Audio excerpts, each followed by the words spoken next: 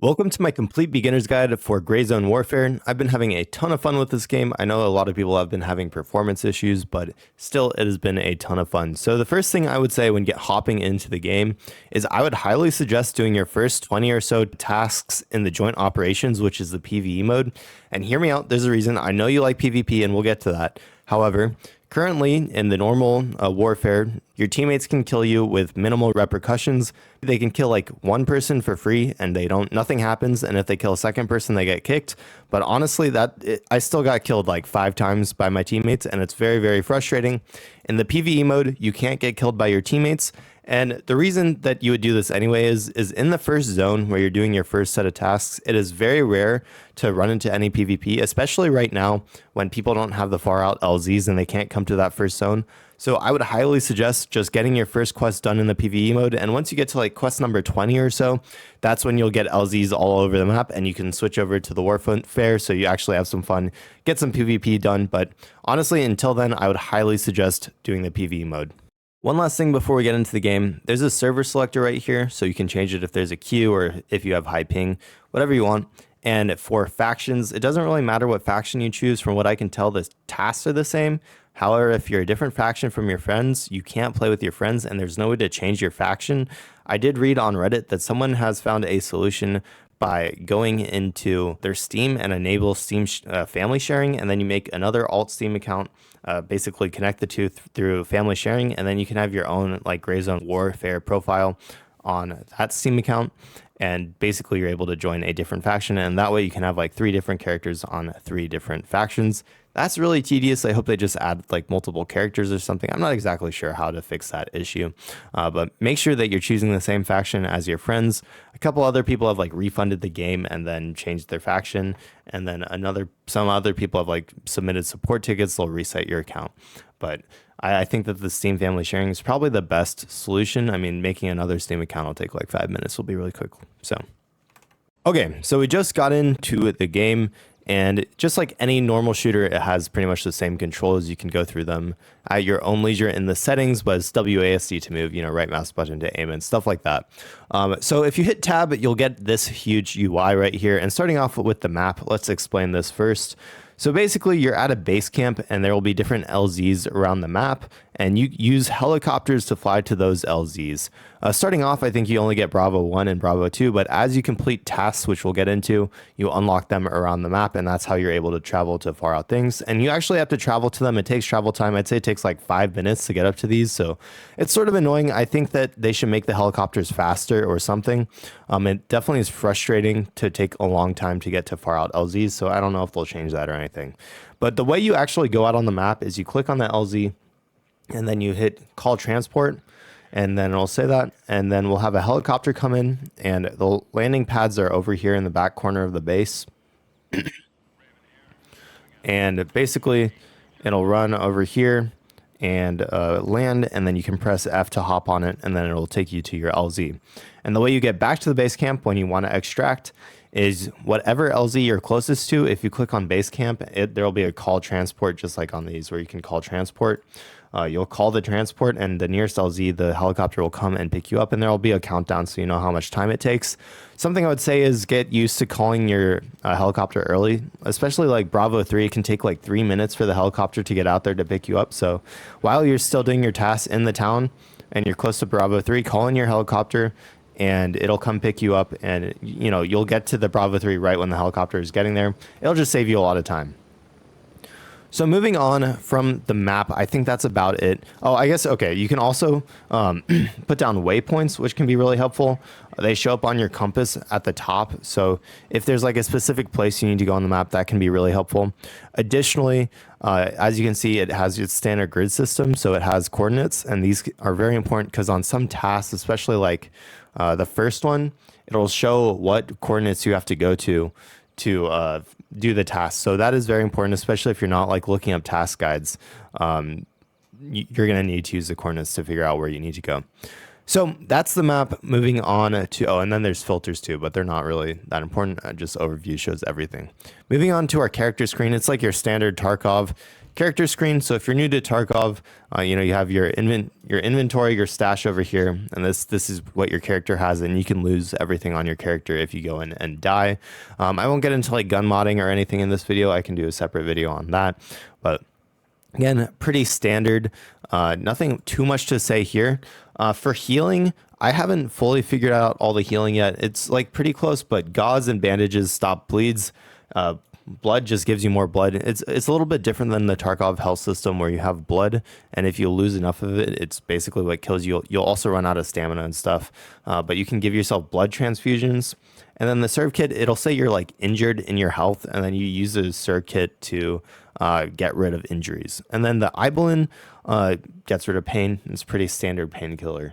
And then you run out of hydration and energy pretty quickly, but honestly, there's water and drinks and chocolate and tofu on pretty much every single enemy that you kill. So if you're low on food and water, just kill some enemies. And then, of course, you have your apparel tab if you want to do that. So moving on from the character screen, we got our vendors. And these can actually be a little bit weird, and I'll explain why. Accepting their tasks and getting stuff from their tasks is, it takes a little bit of like practice, sort of. So anyways, we have our 3. You start off with 3, then you unlock Artisan later. I assume you unlock Turncoat and Banshee again later down the line. Handshake sells your normal gear, Gunny sells your guns, and Labrat sells her medicine. I'm playing on the standard account just because I didn't want to buy the supporter edition right away. I wanted to see how the game was. And honestly, I haven't had to buy any meds a single time yet. You start out with a huge number of meds in your inventory, and they all have multiple uses. Oh yeah, the tourniquets are used to stop bleeding as well.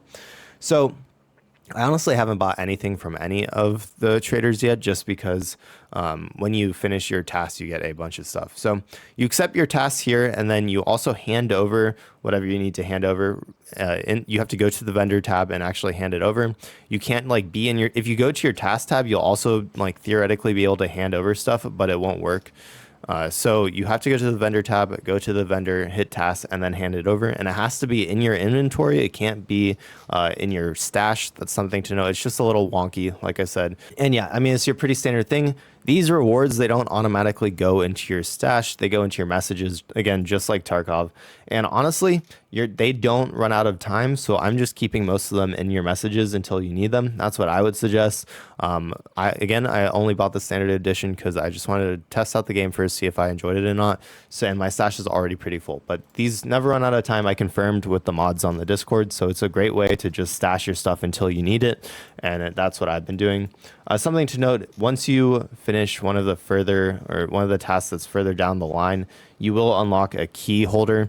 So you do need keys to get into locked rooms in different places on the game. So that's something to know. I haven't collected it yet because I haven't needed a bunch of keys in my inventory. But okay, so a couple other tips. Basically, it takes 15 minutes for AI to respawn when you kill them. It is a persistent map, so you're in the game and they can spawn behind you. Just something to take note of. When you're searching containers in the first town, containers are pretty rare. You don't find them in most places, even the locked rooms. However, there are these like sort of hideouts over here on the edge of the map where there are a bunch of AI. And there will be containers in them. Again, this is also a building for a couple of quests, but there are containers in there. When you search a container, items won't show up in it immediately like Tarkov. Like it won't have grayed out items that you have to search. You just have to like stay in the container for a couple seconds, and items will just show up. It's sort of weird. I don't like how they did it. I like Tarkov's way a lot more, and I think they should just copy Tarkov because right now you just don't really know if there's items or not in the box. And yeah, so they could definitely work on that. Moving on to comas. Comas won't happen if you're playing solo, but if you're in a squad and you get downed and you're not like killed immediately, you can go into a coma, and then one of your teammates can revive you if they have a serve kit or a suture kit, I believe. I'm pretty sure those are what they need. No, I haven't completely confirmed, so I'm not 100% sure. And moving on from there, I'd say that the best early gun you can get is an M4. I think they work great. And for the sight, honestly, these sights, the 1 dot really sucks. The circle dot's like okay, but it doesn't zoom in at all, so it's actually pretty hard to see the enemies. So what I would suggest doing is go into your gunny, and then in gunny I would buy a carry handle and an ACOG sight, and these two are what I found to be the best combination for the M4. You just throw it on top of the M4, and then it's what I have right now, and it really lets you zoom in. Even at close quarters, I think it works just fine. I haven't had any issues with it. And then, of course, when you hold left alt, it zooms in just a little bit more, and it's very helpful. Again, if you take these off, I'll show you what the normal sight looks like. Honestly, it doesn't, you gotta put a magazine in there. It just doesn't look very good. The normal sight, like, it doesn't zoom in at all. It can be really hard. I mean, look at this sight difference versus this. The ACOG sight really is, it just makes the game so much better. So I'd highly suggest using the ACOG sight when starting out. Okay, a couple more things. Some of the LZs don't unlock from quests, such as Bravo 3. You actually have to walk over it to unlock it. And I'd assume there are probably more LZs around the map also that you have to walk over. I'm sure someone will post like an image or something of all of them if you want to just cheat it like that. Or you could walk across the map and waste your time and maybe find some LZs. Totally up to you what you want to do there. Early on, if you don't have a lot of money and you don't want to be buying M4s with a 2K ACOG sight, what you can do is you can just run these AKMs that the enemies drop. Basically, every single enemy has an AKM. Some of them have like submachine guns, but the majority of them have AKMs. And so you can just run the AKM. And once you unlock the Artisan, I haven't actually tested it out, but I'd assume that this can probably go onto the AKM and you can actually get a sight on there. But honestly, the iron sights aren't too bad. They're pretty much the same as one of the holographic sights, just because it doesn't zoom in at all. So you just need to be slightly closer than if you have the ACOG sight, and you won't get as clean headshots. But if you're really hurting for money or anything like that, definitely just use the ACAM. Something I would say early on, and especially in your very first town that you spawn in. I mean, obviously it's the same Falong for Lamang and Quivangsa, butchered that, for Crimson Shield. There's honestly no good loot in the first town, at least that I found. Guns sell for basically nothing. If we go to Gunny, AKM sells for like $93, which is like 1/10 of a total price of an M4. It's actually crazy that guns sell for nothing. I think that AKM should sell for more probably. But yeah, so you basically won't make any money off of anything in the first town. And even in the second town, like I went up to Hunter's Paradise, and that's where enemies they have like at least decent gear. The things that I found that sold the most for was I got like 8 of the EXPS sights, and those sell for about 100 a piece, so literally more than an entire gun. And it's like okay money, but it's still not great. Actually, what I got the most money out of, at least here, was cash registers, because they had like over 1,000 cash just lying around in cash registers. So be on the lookout for those. And then safes as well have a ton of money from what I've heard. I haven't personally seen them, but I'm sure they're around. So that's just something to keep in mind, is it doesn't seem like there's that much barter items that sell for a lot, at least that I've found. And it can be hard to make money. I think the majority of the money you're going to get, especially early on, will be from your tasks that you finish. So I'd highly suggest finishing your tasks right away when you start in the game. Okay, a couple more things. You have a secure container, just like in Tarkov. Something to note about the secure container, though, and that's different, is in this secure container, you can actually put quest items. So very important, you can die on a quest, but if you have your quest item, you still get to turn in the quest. So I actually like it. I know some people think that's sort of dumb, but honestly, questing, like it's fine, but it's your standard boring questing. You just pick up items and then bring them back and stuff. And it's frustrating if you die over and over with them. I'm not against having it in your safe lock. There are some 3x3 quest items, so it is really like powerful to have the 3x3 container from the supporter edition. That's something to keep in mind, whether you think it's like pay to win or not, whatever. And moving on from that, on armor, they sort of have like the same armor system as Tarkov, though it's like labeled a little bit differently. 3A is like the worst armor basically, and then you got 3, which is better than that, and then 3 plus is the best armor that I've seen. So that's how the armor works. And then keys, they're pretty standard. They don't have a durability. Basically, you just need them in your inventory and you use them and it opens a door. Okay, that should be about it. I think I covered pretty much everything. If you have any questions, feel free to let me know in the comments below. I'm happy to answer any questions. I pretty much always respond to all the comments I get. So yeah, in the coming weeks, I will be uploading some more guides and stuff over Gray Zone Warfare. I think I'll be playing it for at least the next 2 weeks or so until I at least finish all of the missions and visit everywhere that I want. And then if PvP is fun, I might stay around for a bit longer too. I have decided I probably won't make too many guides over missions unless like it's a particularly hard mission or something. Everyone and their mother is making guides over the different missions. So if you're having trouble with those, you can look them up. There's just too much competition for those right now. And so I figured I could do better making beginner's guides, stuff like that.